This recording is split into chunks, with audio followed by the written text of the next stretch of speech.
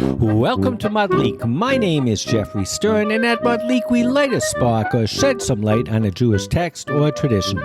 Along with Rabbi Mintz, we host Madlik Disruptive Torah on Clubhouse every Thursday and share it as the Madlik podcast on your favorite platform. Deuteronomy has laws not mentioned elsewhere in the Torah, and in this week's Parsha Ki Teitzei, we are instructed not to leave a human being unburied overnight, no matter how despicable the deceased may be. This simple law impacted Jewish and Muslim burial rites and profound lessons for all three Abrahamic religions. So join us for God Hanging Here from These Gallows.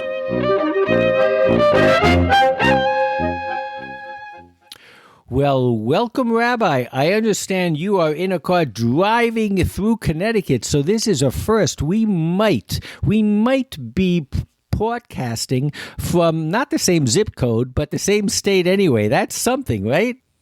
So sometimes I don't go right to the verses at hand, but I quote something that is, inspiring, something that triggers emotions or thoughts. In this case, it's really an old friend. I would guess that everybody who is listening to this podcast somewhere in their life has read Night by Elie Wiesel. And I'm going to read a part of from Night by Elie Wiesel that actually there are many people that believe, especially one source that I'm going to quote kind of extensively tonight from thetorah.com, one of my favorite sources, that relates to our pasuk. And I think it sets the context. So here we go. I will say that, in the last few weeks, some of our podcasts have gotten a little political, but also very current. This is not so much, unless you consider talking about created in God's image as being something that is under discussion and current. But anyway, here we go. The quote for the title of the podcast, God Hanging Here from These Gallows, comes from this section from Night by Elie Wiesel. Whether it's a true story or a parable or mashal, I leave up to you, but here we go. We are at Auschwitz. One day as we returned from work, we saw 3 gallows, 3 black ravens, erected in the Appelplatz. Roll call, the SS surrounding us, machine guns aimed at us, the usual ritual, 3 prisoners in chains, and among them the little Pipple, the sad-eyed angel boy. The SS seemed more preoccupied, more worried than usual. To hang a child in front of thousands of onlookers was not a small matter. The head of the camp read the verdict. All eyes were on the child. He was pale, almost calm, but he was biting his lips as he stood in the shadow of the gallows. This time, the Lager Capo refused to act as executioner. 3 SS took his place. The 3 condemned prisoners together stepped onto their chairs. In unison, the nooses were placed around their necks. "Long live liberty," shouted the 2 men. But the boy was silent. "Where is merciful God? Where is he?" someone behind me was asking. At the signal, the 3 chairs were tipped over. Total silence in the camp. On the horizon, the sun was setting. Then came the march past the victims. The 2 men were no longer alive. Their tongues were hanging out, swollen and bluish, but the 3rd rope was still moving. The child, too light, was still breathing. And so he remained for more than half an hour, lingering between life and death, writhing before our eyes. And we were forced to look at him at close range. He was still alive when I passed him. His tongue was still red. His eyes were not yet extinguished. Behind me, I heard the same man asking, "For God's sake, where is God?" And from within me, I heard a voice answer, "Where is he? This is where, hanging here from this gallows." So the idea of quoting this came to me independently, but as I said before, I read a piece in thetorah.com written by Professor Marty Lukshin. The title is "A Corpse Left Hanging Overnight is a Cursing of God." And it's a very, as all articles from thetorah.com, it's a very academic and deeply researched article, but he does make reference to this passage in Night. And he writes that in many editions of Night, there is a foreword by Francois Mauriac, who argues that the image of seeing God hanged in the concentration camp was alluding to the crucifixion. Marty Lukshin comments, more likely, Wiesel was alluding to the Talmudic passage under discussion, a corpse left hanging overnight. So according to Rabbi Marty Loshnik, our pasuk that we're going to read now in Deuteronomy 21:22 is actually the impetus, the influence, the motif behind this. And as we will see, the history of this pasuk actually does go all the way to the crucifixion. So let's get started. Rabbi, was that story in Night as impressive and impactful on you as it was on me when I read it? Oh, I don't know, when I was a teenager? Wow, it's tremendously impactful. And your point about Lukshin's point about the fact that he's actually referring to this whole discussion, I mean, is also very striking. You know, I didn't know that introduction about the crucifixion, but I think Lukshin is right. Obviously, Wiesel is thinking about this whole tradition. Fantastic. So in Deuteronomy 21:22, our parsha, it says, if any party is guilty of a capital offense and is put to death, and you impale the body on a stake, literally, vitalita oto ala eitz, Everett Fox says, hang him up on a wood. You must not let the corpse remain on the stake overnight, but must bury it the same day.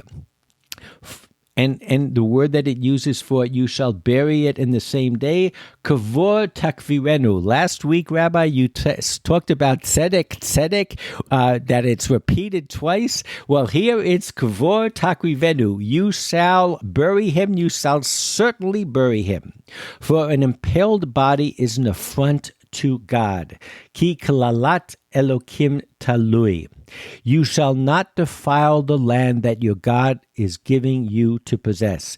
You know, you said earlier that, of course, this law appears in Deuteronomy because it relates to the land. Well, sure enough, there's this combination of being an affront to God and also that it will defile the land.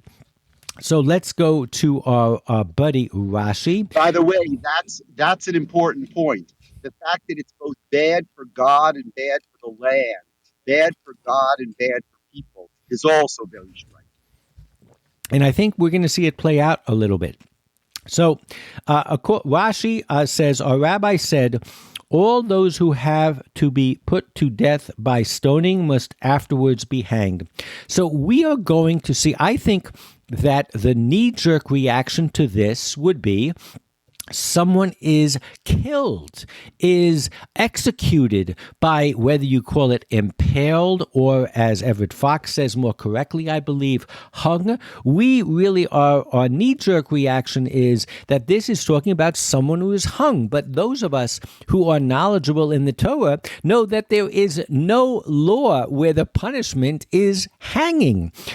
So Rashi states what the rabbis say, obviously, which is that everyone who is put to death by stoning, something that we are knowledgeable about, afterwards that he is hanged, for it says, for cursing of God ends in hanging. So that's an interesting point that we are going to see is not so straightforward and is nuanced. But again, it's kind of interesting that it's part of the process. You get stoned and then you get hung up. Clearly there is a publicity aspect of this. you're showing, we all talk about capital punishment. What is the reason for it? One of the justifications is it stops other people from doing the crime. Well, in order for that to have an effect, you have to publicize an execution. So that was kind of interesting to me that Rashi has to make this comment because it's not clear from the verse, is it? Right, it sure isn't. I mean, I thought you were going to mention, the whole case in Pittsburgh, Tree of Life, where they gave him the death penalty. That was a whole discussion, right? I mean, and that's a discussion about the death penalty. So you said before whether or not it's relevant. The truth of the matter is, it's really relevant. The question of the death penalty and whether or not there's room for the death penalty is relevant to this very day. Yeah, I mean, I think the two sides of the death penalty argument have always been: is it kind of revenge, or is it to stop other people? And clearly, Right. if anyone who is stoned by halacha then has to be hung publicly for all to see, the idea is that at least according to that trail in Jewish law, the idea is that the death penalty, and we all know that it says that a Sanhedrin who killed somebody once in 60 years was a killer Sanhedrin. So these are on the books, so to speak. But this is fascinating, even from the get-go. Rashi continues, and 21:23 says that it says, "For he that is hanged is a kalalat Elokim, a degradation of the divine king." Rashi says, "For man is made in his image, and the Israelites are his children. So Adam asui b'demut diuk." So I said that we were going to talk about practical law, but also philosophy. We're getting right to the philosophy and the theology here. The idea that a human being is created in the image of God, and that having him hang in front of everybody, degrading a human being's body, no matter how dastardly he is an affront to God. He goes on a parable he quotes the Midrash or the Talmud in Sanhedrin. It may be compared to the case of twin brothers who very closely resembled each other. One became king and the other was arrested for robbery and was hanged. Whoever saw him on the gallows thought that the king was hanged. So this is an amazing interpretation of B'Tselem Elokim. Of course, you could take it in an anthropomorphic way, but I think Rashi is deeper than that. That if man somehow is related to God as his representative, then even the most dastardly human being hung is an affront to God. I think that's such a powerful mashal, such a powerful parable, isn't it? Very powerful message. And again, I think that's the balance between how it affects God and how it affects the land, right? Both are influenced in this whole thing. Yes. And then the next thing that Rashi does, he says, wherever the term kalala occurs in Scripture, and kalala in this verse we typically take to mean as cursed, it has the meaning of bonding in light esteem and despising. The concept is kal. Something is very light. And ultimately, what you're saying is that if you degrade any human being, any life, you are belittling life itself. You are belittling the spirit of humanity. And I think that, too, this kind of nihilistic element of if we put down and degrade any human being, we are kind of cutting the roots, so to speak. We're undermining the whole edifice of a world created by God. That requires some analysis, and I think that's right. But isn't that, it's because God created human beings and we reflect God's world. So therefore, if the human being is defiled, then God's world is defiled also, right? It's really a very interesting idea, which actually has relevance to this day, right? I think the idea of defiling human beings and how that reflects on God and God's project. We are God's project.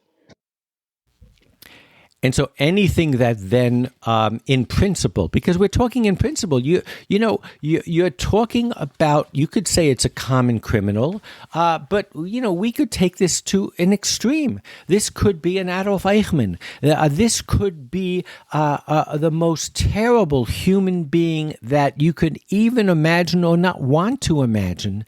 And what our text is saying is that ultimately you hang him or you execute him and then show him at dusk, and you take him down quickly. Because the point is that any human being that is degraded to any extent, it ultimately impacts on what you just said, which is the project. I think that's powerful.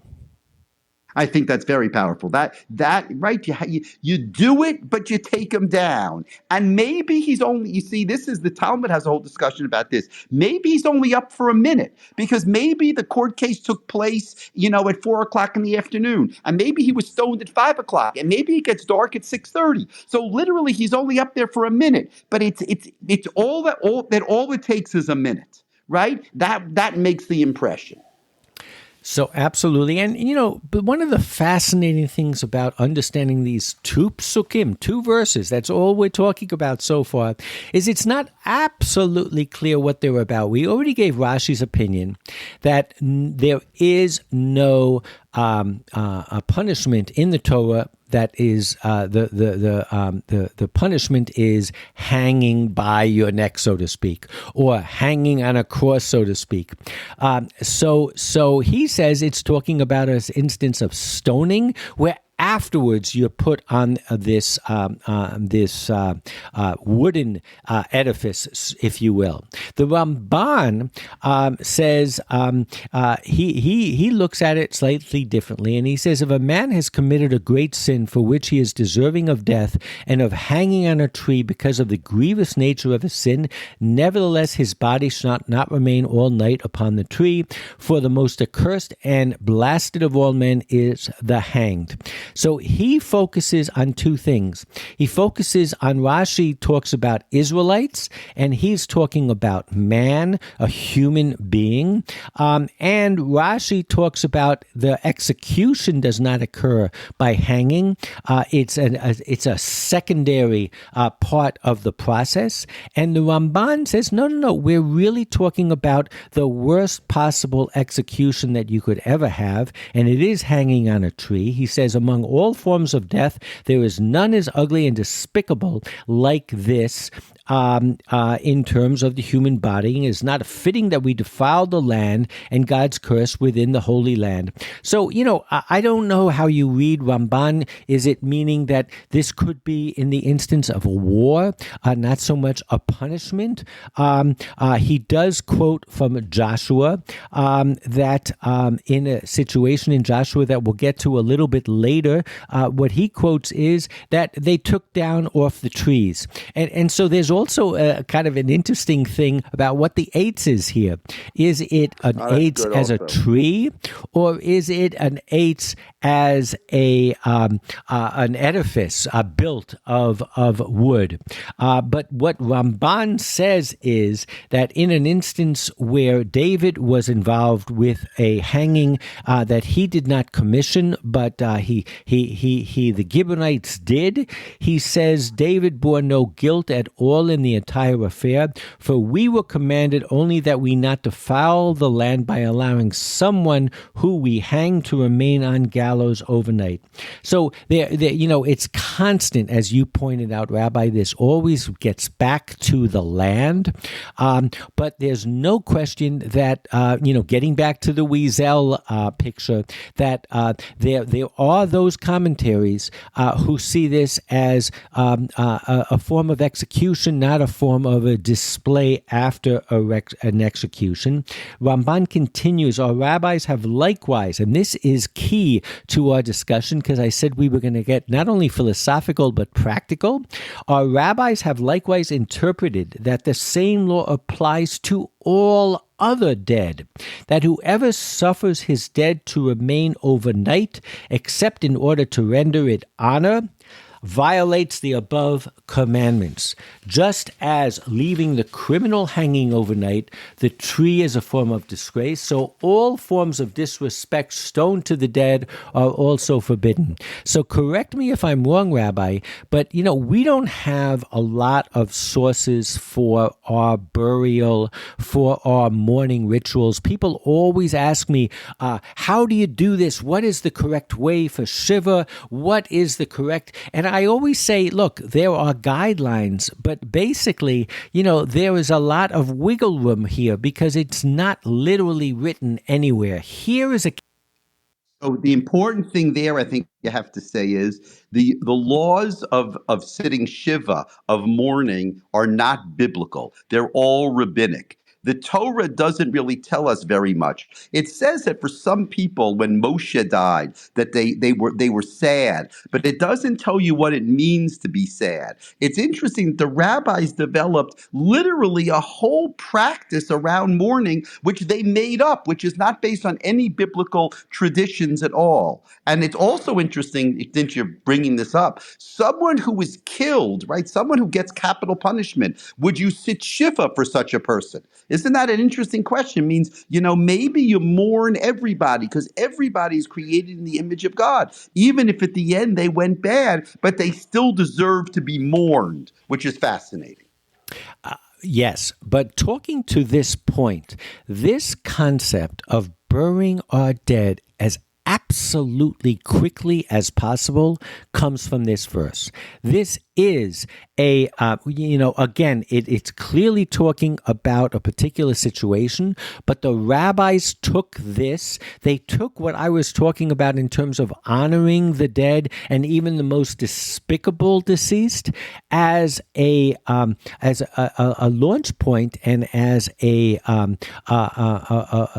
tag to put on the law that we Jews follow. And I think if I have time, I'll get to the Muslims too, that you have to bury the dead as quickly as possible because a dead corpse is an affront to God. What we are talking about today is a biblical verse that says to view a dead corpse is an affront to God. And I think, the idea is that God is a living God, and that a human being, once he dies, and maybe this gets into the earth part of it. You've been talking about the earth from the prospect of the promised land of Israel, but there are clearly a lot of commentaries who talk about the connection between going into the earth also. Yeah, that's also interesting, right? Burial is such an important idea. On Rosh Hashanah, we say in Unetana Tokef, we say, Ki me'afar ata ve'al afar tashuv. We say, Adam yisodo me'afar, v'sofo le'afar. It's really very striking. A human being, our origins are from the dust, the dirt, and we will return to the dirt. So that idea of returning to the dirt, I think, also is something that's important. So we're getting very earthy. We're getting very grounded. Forgive my puns.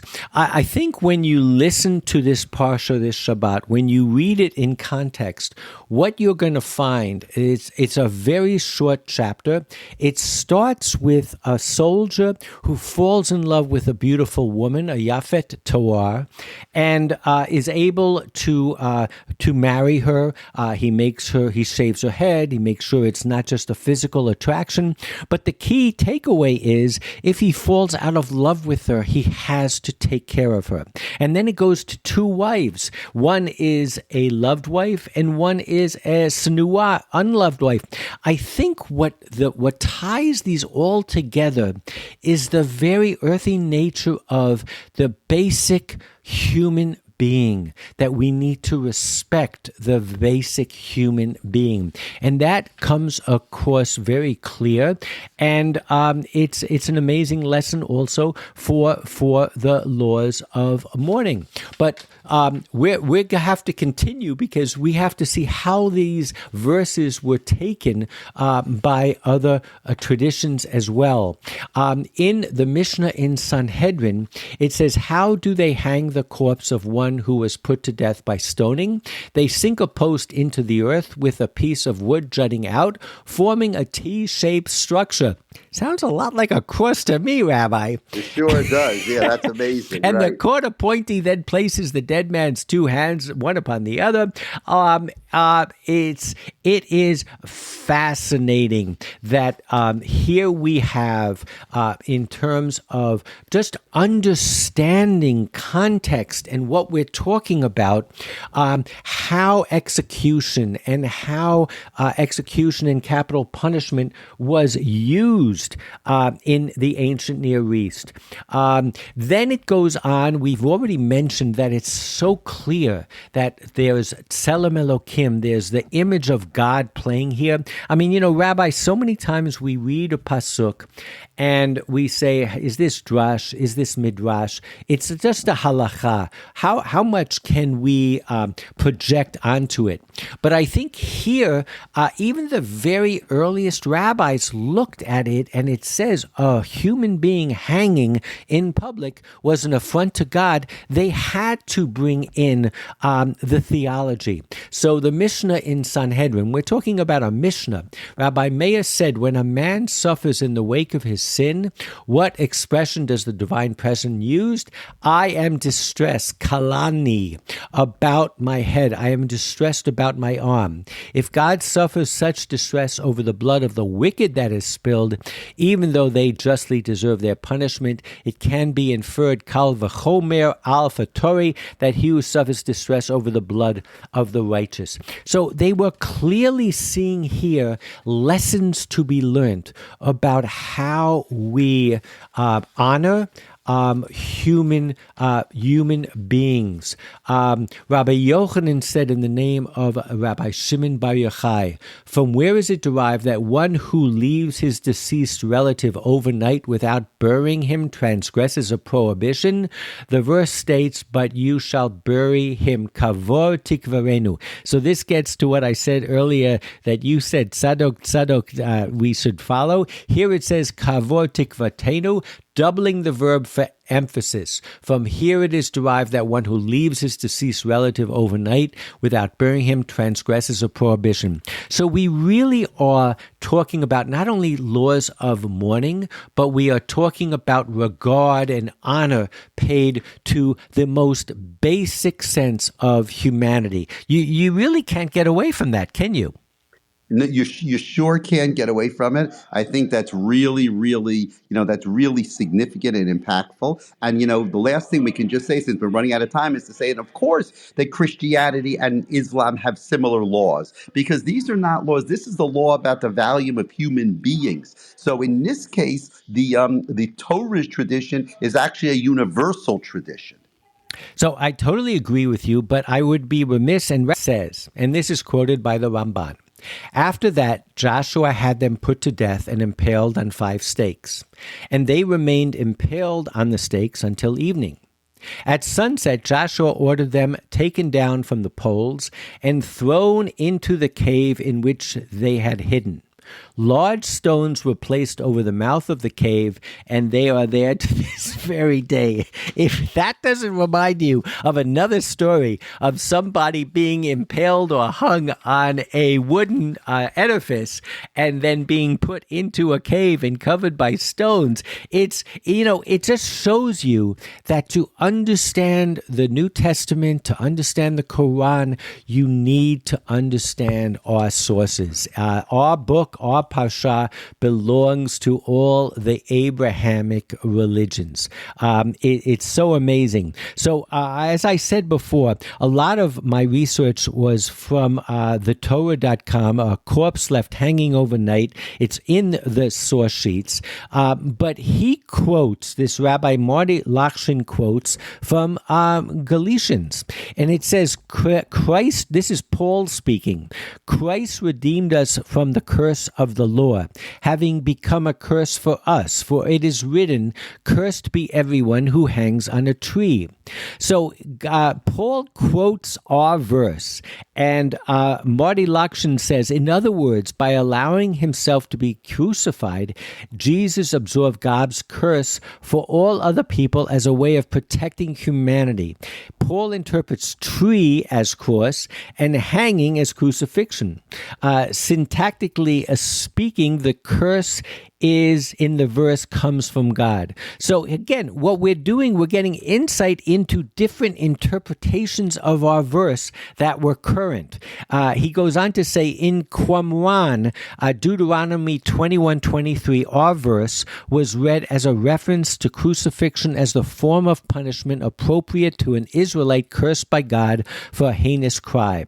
In medieval Jewish polemical texts, Jesus is often referred to as Hatalui, the hanged one. So this is really, we get back to the night of Elie Wiesel and how different religions look at it differently. But I want to conclude with a Rabbeinu Bechaya that was not in the Torah.com that I discovered. And he says on Devarim 21, it seems to me that seeing Adam's sin had been the cause that he did not spend the night in Gan Eden. As we know from Psalms, Adam Bikur Abal Yalin, Adam does not even spend a single night in the precious place. Man should not have qualified for all this consideration. The Rabbeinu Bechaya, I believe, is raising an ancient tradition that linked this pasuk to Adam Harishon, which of course we did when we talked about B'Tselem Elokim. Adam was the first human being created in God's image. And he talks about the fact that he didn't stay there one night. I mean, it is crazy, but it does show you that the ideas of Christianity didn't come out of nowhere. They were all midrashim and various different ways that we perceive this. But I'll finish with the concept that what we are all celebrating is the value of humanity. It is not light. Everything has value, and that ultimately is the message of the psukim that we read in this week's parsha, and that we can all agree upon. That is amazing. This was an amazing topic. Marty Lukshin deserves a lot of credit because he had some great material. I had forgotten that Jesus is called the Talui, but that fits in perfectly, and that Rabbeinu Bechaya is great. So thank you, Geoffrey. I'm happy that I got back online. Regards from Connecticut to everybody else, and we look forward to seeing you back next week when we'll talk about Parshat Ki Tavo. Shabbat shalom to everybody. Shabbat shalom. Have a wonderful stay in Connecticut in the Nutmeg State. Yochanan. How are you, Yochanan? Sorry, can you hear me? I can hear you. Very interesting lecture. So I'm looking now a little bit in the Mefarshim.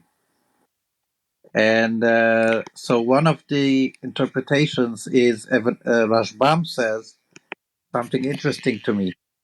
He says what the verse says, he gives a different interpretation on this verse. And he says, when people see someone is hanging, what they do, they curse the judges. They curse the judges. So when it says a curse of God, it doesn't mean, according to Rashbam, Rashi's grandson, it doesn't mean a curse of God or embarrassment of God. It means, Elohim here means judges, like sometimes in the Bible, we know in other places in the Bible where it says Elohim and it means judges instead of God. So he says the person who is hanging, the hung is causing people to curse the judges, and like relatives of the person who was punished, or other people. And then he said, we see they do it all the time. He said, especially sometimes you can get killed. You can get killed for a small sin. For example, he says makoshesh. the person in the book of Numbers who was the Makoshesh Etzim. He was gathering woods on the Sabbath, and he was killed for that. And then he said, when a person like this gets killed, then people are cursing the judges. What do you think about that? You know, I love it. I mean, it ties into what we were talking about last week in Shoftim when we were talking about the importance that Judaism puts on judges. And you're absolutely right. Judges are called Elohim. There are even times, and you'll appreciate this, I think, where the halacha is not altogether clear. The situation is not already clear, and a judge decides, and it's called the alim gavar. And the judge actually says, fight it out or whatever. Let God decide. But I think, and I love the Rashbam, the idea is that the judges are representatives of God to a degree. I mean, I think that's, yes, Elohim also means powerful, but I think that it's clear that this is somehow the idea of someone hanging. I mean, we Jews look at public executions, and they have done all over the world. They do it in Iran all the time. They do it throughout history. To us, it's just not... I can say this is almost a Kishka issue, that you would be inspired by an execution. I think the Rashbam is totally on the money. No one will be inspired by an execution. To have a law that says someone who does such and such is culpable and needs to be executed, that's one thing. But after the person is killed, to parade them, to gather a crowd and think that this will inspire people, I'm sorry. I'm with the Rashbam. That's not Jewish. That Mendelssohn in the 1700s, the father of modern Judaism, he talks about this idea that was the custom in his time still in Europe, where people used to watch public executions, and he talks against it. He says it's a shame, this culture in that we have in his time. So it seems that Mendelssohn definitely didn't believe that this goes. That this fits into Torah. I wonder if he quoted our verse, because he was writing. I mean, because most of his writings was not to Jews. He was writing mostly in German. But he can still quote the verse, maybe because the Torah was relevant also for Christians. Yeah, but I'm not sure. Very possible. And in one more thing that I forgot from this Rashbam, he says, look in the book of Exodus. It says, Elohim lo tekalel, you shall not curse Elohim. And what does it mean? It means don't curse the judges. At least according to Rashi, also to his grandfather, sorry, it means you should not curse the judges, and that's why he says you can't leave, you can't let them hang. Yeah, it's just, to me, it's just such a simple verse, and it's obviously talking about a specific situation, but it clearly has much deeper meaning, and it refers back to so much of the 5 books of Moses, whether it's Tselem Elokim or Exodus, as you quoted. It's a fascinating pasuk. Talking about Tselem Elokim, there is a Mishnah in Pirkei Avot that everybody knows, that someone who is embarrassing his friend in public doesn't have a portion of the world to come. And one of the classic commentaries is asking, what's the reason for that punishment? And he quotes a Mishnah in Sanhedrin that 5 people don't have a portion of the world to come, and it's five. In one of them is heretics or different types of heresy. So he says, embarrassing your friend in public, that's heretical, and that's why you don't have a portion of the world to come. Now, how is this heretical? What's the relation between this and heresy? He says very simple. If you embarrass your adversary because you were angry at him and you hated him, okay, that doesn't give you this big punishment.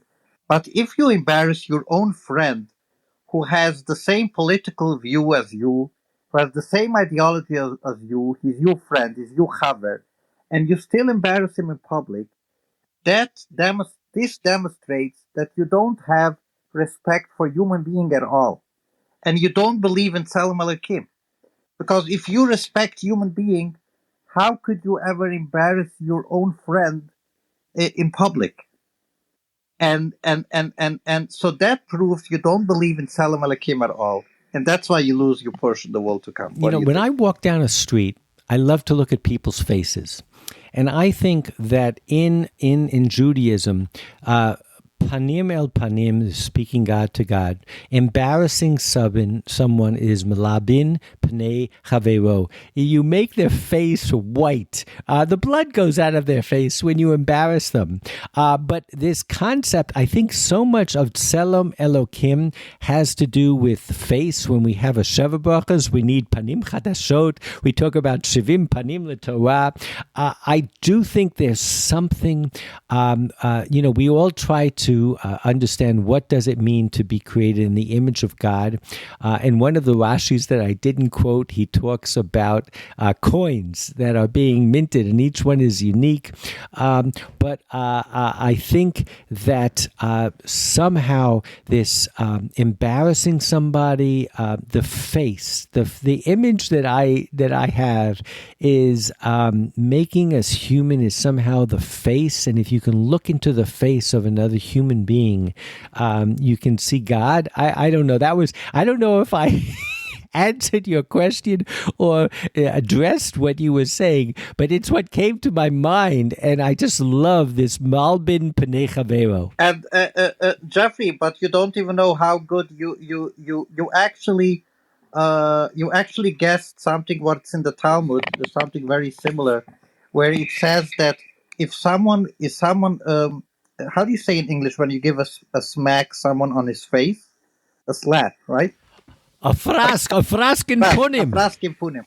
So the Talmud says if you slap someone in the face, it's considered as if you slapped God, as if you slapped God's face. If you slap God in the face, that's what the Talmud says. Ki'ili satar pnei shchina, or pnei HaKadosh Baruch. So it's what you said. It's fascinating. It's fascinating. And I just love looking at people's faces and thinking that everyone is unique. To me, that's one of the triggers for seeing how there's a Tselem Elokim. Yochanan, it's always such a pleasure to speak with you. I hope you're well. I wish I could be on Clubhouse more, because I know you're constantly on giving amazing talks. But one day I'm going to retire from my business. I'll have more time to engage with you.